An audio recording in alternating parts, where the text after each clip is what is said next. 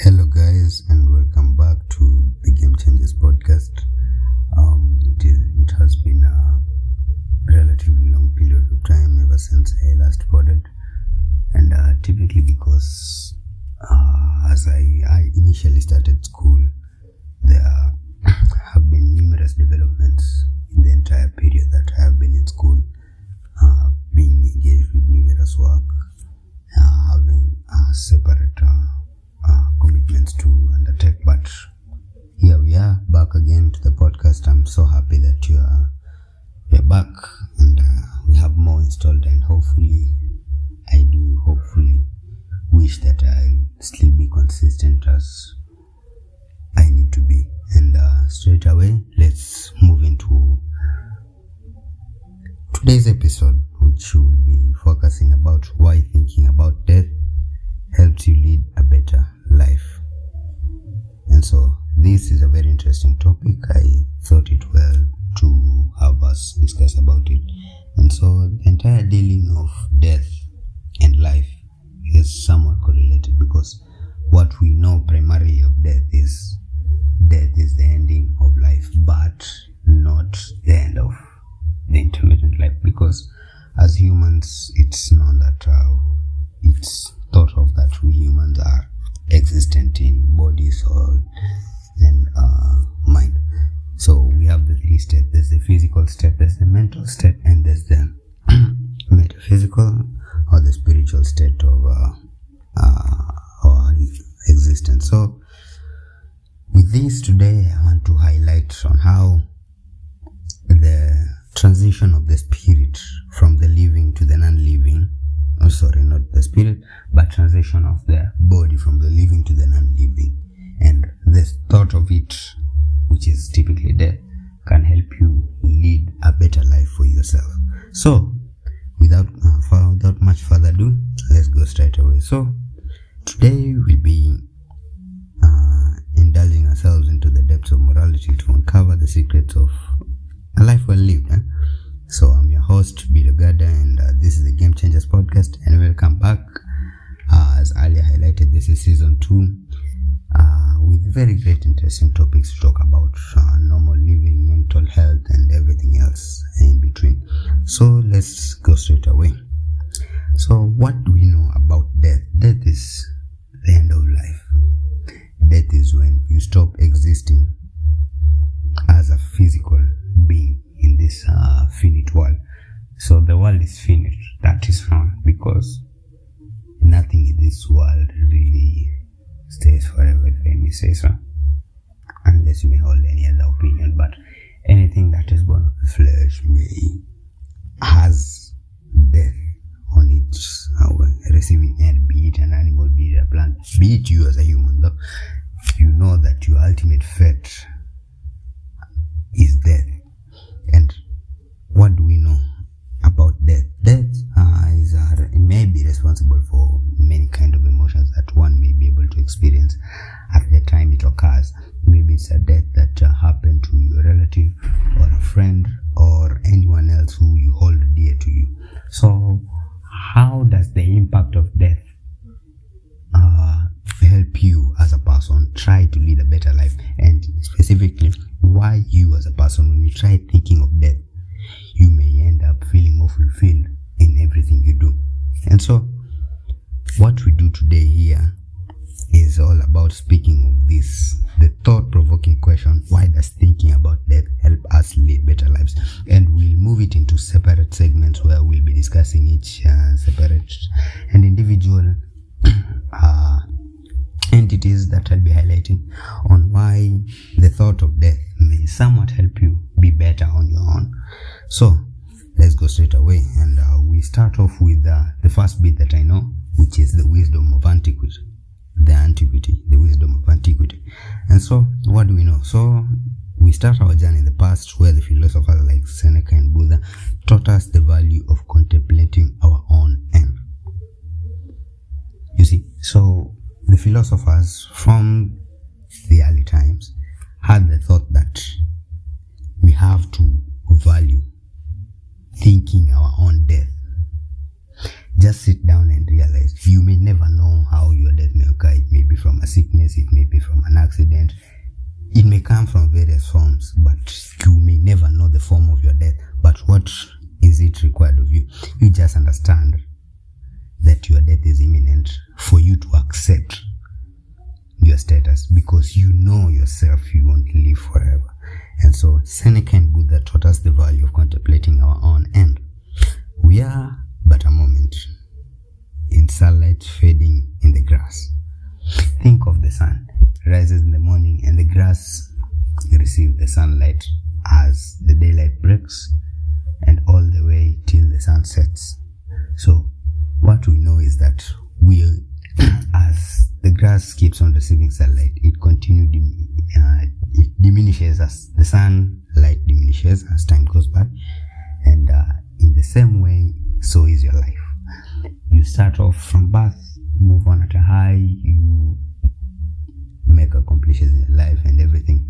But the main goal should be you thinking about where the sun will set on your end, and more bringing yourself in the present. So the wisdom of antiquity simply is just, how can we learn from the thought of our own deaths? And that's the first point in acknowledging death. That is, you acknowledging your own death, which you may never know, but you have to acknowledge it on your personal status. You know that your life is finished. And so, with all that said, we move on to the second part that will be going into. That is the famous quote, that is memento mori. Well, memento mori is a Greek term though, and it is a stark reminder that isn't meant to scare us but to inspire us. You know, it says that it simplifies that nothing really matters.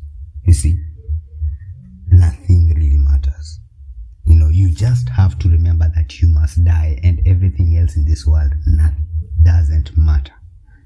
You see, so by keeping the end in sight, we can truly understand what matters most in life. If you know where your end is, you will learn to value your present and everything else that you have within the current timeline that you are. And so with all that, you know how to value your life in this present state. You know how to live your life to the fullest, keeping in mind where your end is, so that when you reach the end, you'll be all aware of what you accomplished in your life and feel fulfilled enough because you did what mattered most to you, you see. And the other thing is the motivation of morality. And so studies show that when faced with our finite nature, we are spurred into action. You see, if anything, try getting these near-death experiences, you see. That's when you find people having a change of course in lives, you see. Most people who had a very unusual turn of us, most of them, you may hear that they narrowly escaped death. And you see, the motivation of mortality. Sorry, I didn't highlight that well. I thought I said morality earlier before. Sorry about that. So it's the motivation of mortality, which is, if you know of your death, you will obviously go into action. So we'll hear from those who have stared death in the face, and you know, take it as an example of a near-death experience. Maybe say you survived in an accident where you know it claimed a very significant number of lives. Maybe say you are in a vehicle and the vehicle got an accident, and among the casualties maybe were your friends, or possibly even you never knew anyone, but you emerge out of that accident as a survivor. Believe you me, there's something that will spark inside you to start acting presently more than passively. You'll be actively in the present than you were previously, because without that near-death experiences, I know that most of you people may have lived passively in your present. And living passively in your present is not the matter of not being aware, but it's just that you aren't cherishing your actual present. Like you can't take into account everything that you're doing as we speak or in the recent past. And you see, with all that, that's how those who stare death in the face have a zest for life that is reignited in them. You see, it's like a reborn session. You see, it's more like you saw something new, or you just came out, you were just born right at the instant you realized you survived. That's the chance you have to live again, so to speak. And more to speak, we'll also go towards the cultural reflections on death. And here is where it's a bit into more like culture specific. So, well, we know from there's one culture that I'm aware of that usually celebrates the Day of Death, the Day of the Dead. Unless there's another. Oh wait, there too. I realized. Yeah, so there's the Mexico's Day of the Dead, where Mexico as a country holds a festival. I think it's usually a week or two. No, it's usually a week, where they hold a festival to celebrate the dead.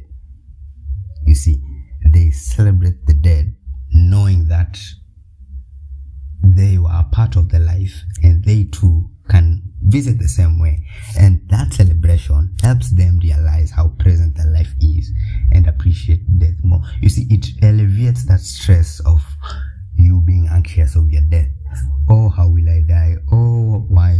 How will I leave this world? Oh, I haven't accomplished much. So with that festival, it usually emphasizes people to understand death, and they usually commemorate the relatives and any friend or family who they know passed through the rite of death. And they usually mark it with with very good celebrations in color and pomp, knowing that life should be presently lived. And that was Mexico. And the other one that I just remembered was the Japan's Obon Festival, where both the Mexicans and the Japanese have these kind of festivals that, you know, they give this kind of credit to the life. They give credit to their own lives, and they know that they are living presently.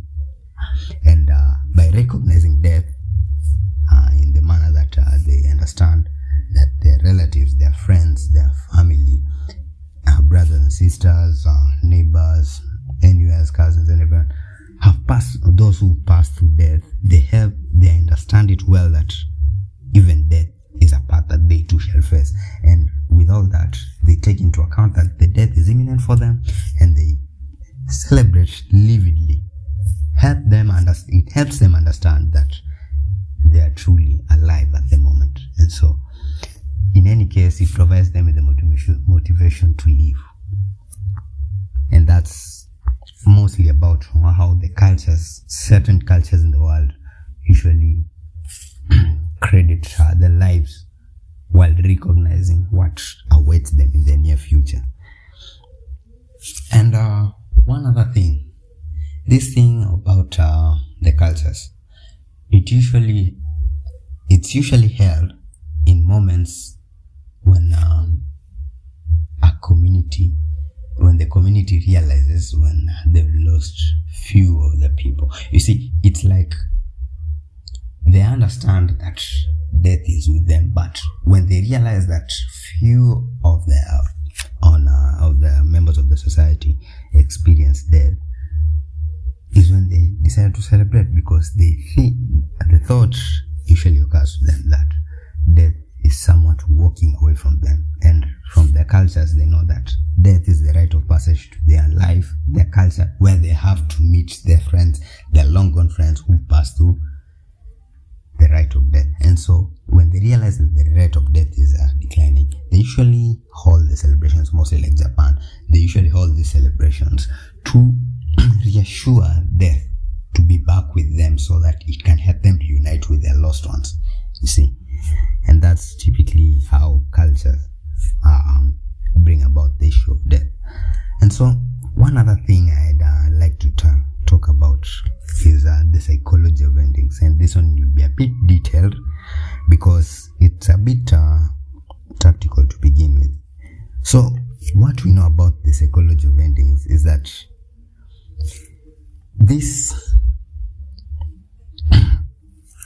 psychology of endings is the fascinating area that explores people's perceptions and reacts to the conclusion of various experiences in life. And well, how do we know that the psychology of endings is applied in most people's views? And so we all know through the key concepts, that is the anticipatory severing,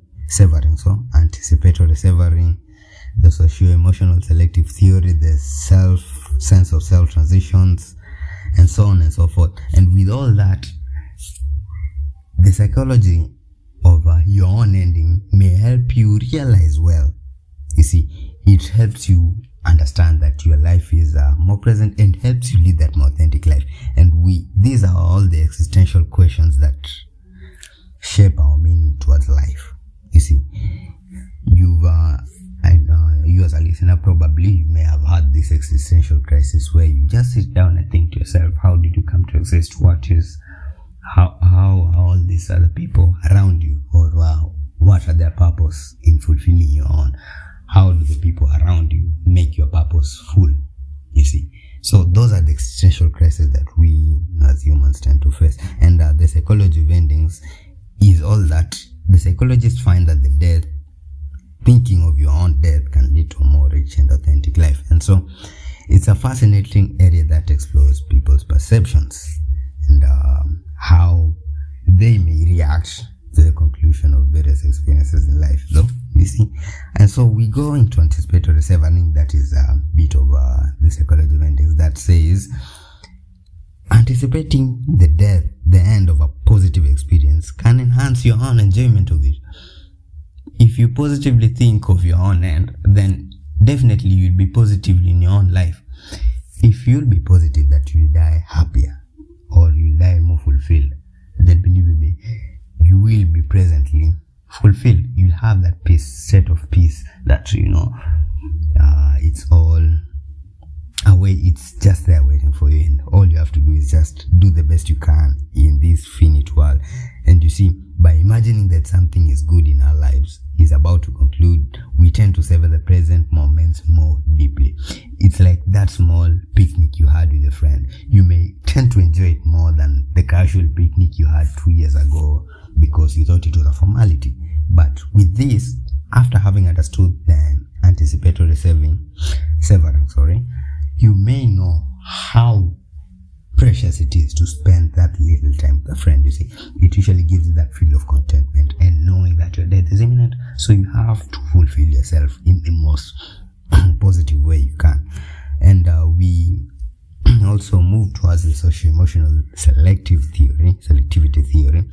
So, well, this socio-emotional selectivity theory was proposed by Laura Carstensen, and it explains how our perception of time influences our goals and relationships. How do we perceive our own time? You think and see, you sit down and think and see that you don't have much time. People keep on saying life is short, you only live once, so on and so forth. But if you really sit down and think this into details and see that how you think about your own time may help you a lot in your own goals, in your own relationships. So when we see time as limited, we prioritize emotionally meaningful activities. You see, when we say that time is limited, we prioritize on emotionally meaningful activities. Here you are, knowing that you are about to travel far. Take for an example, maybe say you are out to move, you are to travel out of a country, and there you are sharing your last moments with your family, probably before you head off to the other country. You may find it that you'll be emotionally vulnerable to feel either happy or sad when you are with them. You see, you'll feel all kinds of emotions at the time, and you may engage yourself in emotionally meaningful activities like just having that casual chat in the evening after your own supper, or sharing a comedy session with our families and brothers and sisters. You see, with all that, it helps you build these good relationships, and more so it helps you in seeking the new knowledge and the experience. There's no such thing as just a general knowledge. Every knowledge you gain every day is new, and with all that, when you think about death, it helps you realize new experiences that you never felt before. The new experiences you will feel after you recognize your own sense of death. If you know that your end is near, you may tend to even acquire knowledge more presently, more eloquently, and you may be even shocked to understand how much knowledge you've gained after the realization of your own state of life. And the other part was also is the sense of self at transitions. You see, life transitions involves endings and beginnings. So we all know that there are phases in life, like birth, initiation, and everything, and so on and so forth. Baptism for those ones who undergo the Christian religion, or anything else, initiation, so on and so forth. But the sense of self at transition, what regards to your own life, is usually at the start and at the end. How we interpret these endings can significantly impact our sense of self and well-being. You see, if you understand how you came into this world and you are aware of how you live, you will exit this world,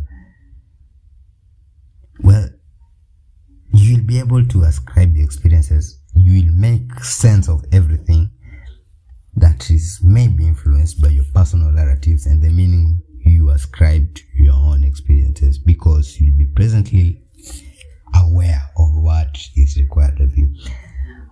And the other part of the psychology of endings is the endings in therapy. So in therapeutic settings, the concept of a good ending is important. Well, therapy. When you sit down, maybe say you wanted to go see a therapist, or you wanted to go see someone who you may want to share your own personal life experiences with, they will always provide you with some sort of analogy that try make a legacy. And what is a legacy really? In short, legacy is just a good ending, you see, which it's self-important for yourself and for the general society, where your own good legacy may even reflect well on the meaning of another person's life. So when you create that good ending, so it helps someone else realize their fulfillment, realize their purpose in life, and helps them fulfill more easily in what they were thinking, on you may even change the perception of someone's thought on life, you see. Yeah. And experiencing a healthy conclusion in a therapy can set a precedent for dealing with endings in other areas of life, helping individuals bring closure and move forward positively. You will have a more positive outlook towards life. You will find everything somewhat becoming a bit easy, because you'll have that peace state of mind. Well, in general, what I'd like to speak is that thinking of your own death brings that positivity in you, because you'll be fulfilled. That you will feel fulfilled. That's one. Motivation, that's the other thing. And you may also find that with all that, you feel so great in you. You just feel that kind of peace that is just existent, and it's all helping, you see. And so these psychological insights that I have just highlighted into endings highlight the importance of the closure and the potential for growth and reflection, and the conclusion of your own chapter of life, that is. So the endings, while often associated with loss, that is the ending. Well, endings, we can't positively look at death without knowing that death is just a natural ending. When you are over, let me just put it in quotes, when you are in quotes over, when it's all over for you, people count that as a loss. More so for those ones who you hold dear and they hold you dear. You see. But with all that, when you leave this world, you know that you'll have achieved anything that you wanted to, and the potential for growth and reflection at the conclusion of your own chapter. So the endings, while often associated with loss, can be opportunities for heightened appreciation and personal development. It's just as simple as that. You will appreciate yourself more and improve yourself on your own personal development. You will feel more fulfilled, for heaven's sake. You sit down and just smile. Not that because something went great. It's just smiling because you enjoy presently yourself and you recognize yourself as the body and your soul is at peace. And with all that, you experience everything that is around you. And the ending may create that personal development, motivation in you. You may feel motivated to start something great, like maybe say, if you recognize that your life is that finished, you say, oh, maybe let me sign up for gym membership, or maybe say I'll join this book club, or I'll start this interest that I've been procrastinating about. And you'll find that out that interest that you began with in starting it will keep up so long as you keep on reminding yourself that your death is near, your death is near, your death is near. You know, that's the entire thing. And so that's how the psychology of endings may help one positively react on how death may improve one to lead his own better life. Another one, we look on death's impact on relationships. If you know that time is limited, how do you make your relationships count? You see, if you understand that you won't exist as long as you would, then hopefully you know that your relationships too won't stay as long as you would. How you relate well to your family, friends, and everyone else. It helps you understand the power of your own forgiveness and the urgency to love. You will find out that there are meaningless things that you may bear that may be hurtful to relationships with anyone you share common relation with. And it will help you understand more on your own sense of forgiveness, and you may even understand on how to love anything and everything more. You see, it may help you understand what's important to love, who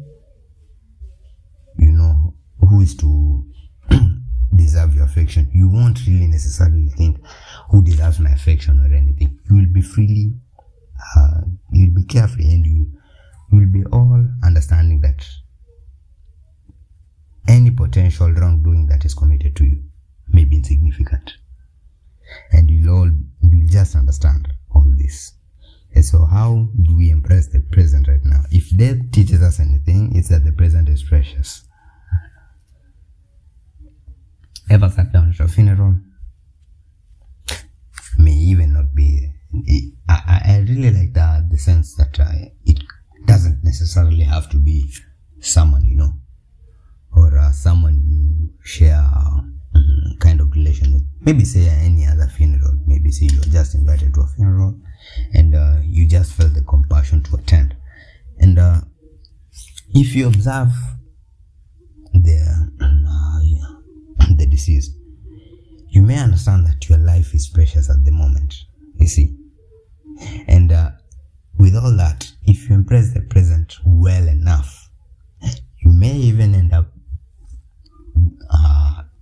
if you meet your ending, God forbid, but on your way towards the grave, if you are to be buried with a smile on your face, you may end up living your life with a very good sense of fulfillment, because you knew you embraced everything you lived for. You, as your time in the living, you embraced everything well. You had these sensations of everything. You felt well and everything. You will just be fulfilled, and that peace Well, majorly, what I'd like to speak about, what I'd like to highlight on everything that I've just spoken about is just that state of peace you realize in embracing the present, because you know it won't last. You see, it won't last. And so you'll just be at peace knowing that eventually I'll just go memento mori. It's all meaningless. I'll just be out here anyway, so why should I even bother being all gloomy about life when I can just be active and cool about it, you see. And you'll also live well enough. You see, people will find the impact in how presently you live in your life, and they may even tend to appreciate how you lived your life. Look at the world famous peace icons, the likes of Mahatma Gandhi and Nelson Mandela. You see, those icons have provided meanings to people's life because they embrace the present and they helped bring change. You see, with all that, it helps you as an individual understand that your present is more meaningful, because as they were in their present, they helped themselves do things more presently, and they did more better things that helped other people find meanings of their own lives through them. Which leads me to my last segment about why thinking about death helps you lead a better life. And this is all about legacy and purpose.